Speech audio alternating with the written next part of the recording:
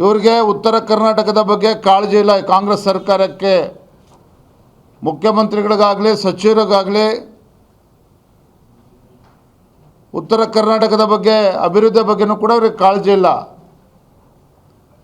ಇಡೀ ಮುಖ್ಯಮಂತ್ರಿಗಳ ಸಚಿವ ಸಂಪುಟ ಎಲ್ಲವನ್ನೂ ಕೂಡ ಮರೆತು, ರಾಜ್ಯದ ಅಭಿವೃದ್ಧಿಯನ್ನು ಕೂಡ ಮರೆತು ಕೇವಲ ರಿಯಲ್ ಎಸ್ಟೇಟ್ಗೆ ಸೀಮಿತ ಆದಂತೆ ಕಾಣ್ತಾ ಇದೆ. ಮತ್ತೊಂದು ಕಡೆ ಕೇಂದ್ರ ಚುನಾವಣಾ ಆಯೋಗ SIR ಸ್ಪೆಷಲ್ ಇಂಟೆನ್ಸಿವ್ ರಿವಿಷನ್ ಮತದಾರ ಪಟ್ಟಿ ಪರಿಷ್ಕರಣೆ, ಅಕ್ರಮ ಮತದಾರರನ್ನ ಪತ್ತೆ ಹಚ್ಚಬೇಕು, ಮತದಾರ ಪಟ್ಟಿಯ ಸ್ವಚ್ಛಗೊಳಿಸಬೇಕು ಅನ್ನುವ ಒಂದು ಸದುದ್ದೇಶದಿಂದ SIR ಅನ್ನು ಮಾಡ್ತಾ ಇದ್ದರೆ ಅಧಿಕಾರಿಗಳ ಮೇಲೆ ಒತ್ತಡವನ್ನು ಹೇರಿ ಅಧಿಕಾರಿಗಳ ದುರ್ಬಳಕೆಯನ್ನು ಮಾಡಿಕೊಂಡು ಆ SIR ಪ್ರಕ್ರಿಯೆ ಕೂಡ ತಣ್ಣೀರಿರ್ತಕ್ಕಂಥ ಕೆಲಸಕ್ಕೆ ರಾಜ್ಯ ಸರ್ಕಾರವೇ ಕೈ ಹಾಕಿದೆ. ಇದರ ಮಧ್ಯೆ ಅಕ್ರಮ ವಲಸಿಗರಿಗೂ ಕೂಡ PRC ಪರ್ಮನೆಂಟ್ ರೆಸಿಡೆಂಟ್ ಸರ್ಟಿಫಿಕೇಟನ್ನು ಕೊಡೋದಕ್ಕೆ ಇವತ್ತು ರಾಜ್ಯ ಸರ್ಕಾರ ಆತುರವಾಗಿ ಮುಂದೆ ಹೋಗ್ತಾ ಇರುವಂಥದ್ದು. ಅದು ಯಾರಿಗೆ ಪರ್ಮನೆಂಟ್ ರೆಸಿಡೆಂಟ್ ಸರ್ಟಿಫಿಕೇಟ್, ಯಾರು ದೇಶದಲ್ಲಿ ಇವತ್ತು ನುಸುಳ್ಕೋರಿದ್ದಾರೆ ಕರ್ನಾಟಕ ರಾಜ್ಯದಲ್ಲಿ, ಅದರಲ್ಲೂ ಕೂಡ ಬೆಂಗಳೂರಿನಲ್ಲಿ ಬೇರೆ ಬೇರೆ ಜಿಲ್ಲೆಗಳಲ್ಲಿ ಏನಿದ್ದಾರೆ ಅವ್ರಿಗೆ ಇವತ್ತು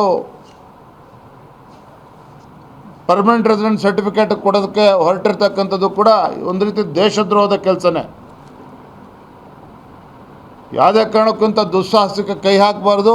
ವಿಶೇಷವಾಗಿ ಭೀಕರ ಬರಗಾಲದ ಸಂದರ್ಭದಲ್ಲಿ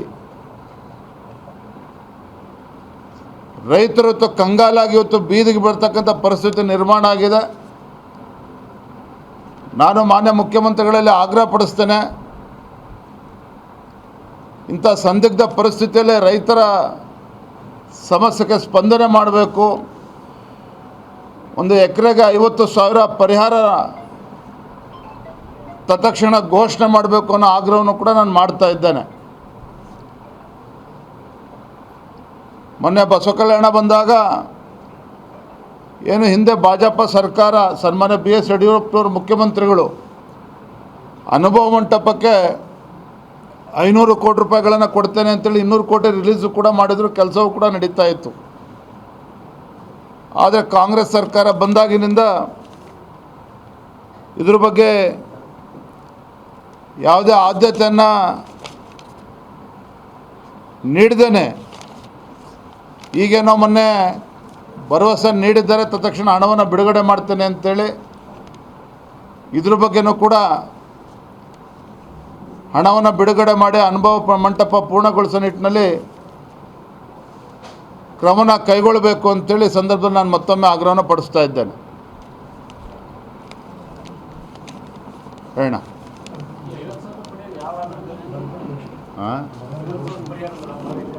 ನೋಡಿ, ನೀವೇ ನೋಡ್ತಾ ಇದ್ದೀರಿ, ಕೆಲವು ದಿನಗಳ ಹಿಂದೆ ಒಂದೆರಡು ದಿನ ಮಳೆ ಆಯಿತು ಅಂತೇಳಿ ಪಾಪ ರೈತರು ಅಲ್ಲಿ ಇಲ್ಲಿ ಬಿತ್ತನೆ ಮಾಡೋಂಥ ಬಿತ್ತನೆ ಕಾರ್ಯ ಆಗಿದೆ, ಇಲ್ಲ ಅಂತೇನಿಲ್ಲ. ಆದರೆ ಮೊಳಕೆನೂ ಕೂಡ ಬಂದಿಲ್ಲ. ಇಂಥ ದುಸ್ಥಿತಿ ಇವತ್ತು ರೈತರು ಇವತ್ತು ನೀವೇ ಮುಖ್ಯಮಂತ್ರಿಗಳು ಹೇಳಿದ್ರಲ್ಲ, ಎಲ್ಲಿ ರೈತರು ಇವತ್ತು ಮಳೆ ಅಭಾವ ಇದೆ, ಇಡೀ ದೇಶದಲ್ಲಿ ಅಭಾವ ಇದೆ, ಯಾವುದೇ ಕಾರಣಕ್ಕೂ ಬಿತ್ತನೆ ಮಾಡಬೇಡಿ ಅಂತಲೇ ಹೇಳಿದ್ರಿ. ಬಿತ್ತನೆ ಮಾಡಬೇಡಿ ಅಂತ ಹೇಳ್ತಕ್ಕಂಥದ್ದು ಸುಲಭ, ಆದರೆ ರೈತರಿಗೆ ಪರಿಹಾರವನ್ನು ಕೊಡಬೇಕಲ್ಲ. ಹಾಗಾದರೆ ರೈತರ ಬದುಕನ್ನು ಕಟ್ಕೊಡ್ತಕ್ಕಂಥ ಕೆಲಸಕ್ಕೆ ಅವರು ಸಹಕಾರ ನೀಡಬೇಕಲ್ಲ ರಾಜ್ಯ ಸರ್ಕಾರ.